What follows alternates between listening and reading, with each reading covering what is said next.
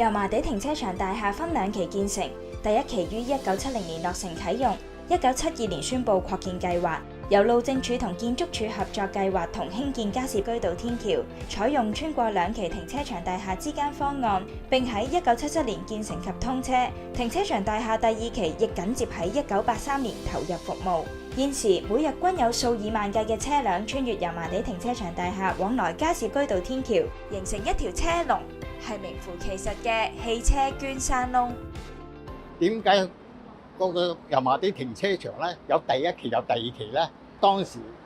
政府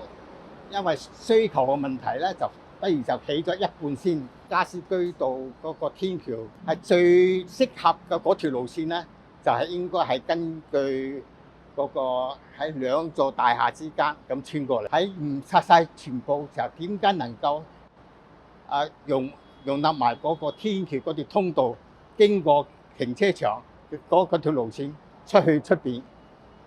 咁咧就先至有咗嗰個我哋呢個方案出嚟嘅啫。其實嚟講咧，就係香港地少啊嘛，我哋都有原則咧，物盡其用。咁啊喺地下加埋個國際嗰兩層樓咧，就一定係用咗喺其他嘅 GIC 嘅 facility， 即係話其他政府用途啦。當然令到個停車場更加物盡其用咧。一般嚟講咧，我哋上面再加建兩層樓嘅寫字樓。老實講，呢單嘢其實咧就係好簡單嘅啫。佢特別嘅地方咧，就只不過你有條路穿過一個樓宇，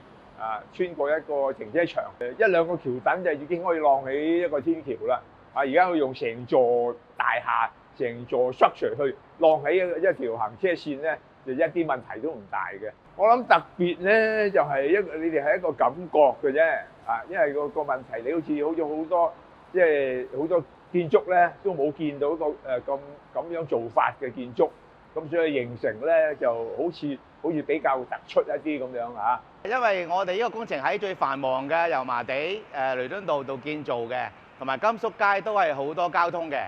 所以我哋要好小心處理交通改道，令到啲交通暢順。另外咧喺橫跨彌敦道一個35米個跨度弧形嘅天橋系統咧，係以前我哋喺香港未試過做嘅。眨眼間都過咗46年啦，咁46年之後咧，因為社會嘅變遷，無可避免啲設計係要遷就時代嘅發展嘅。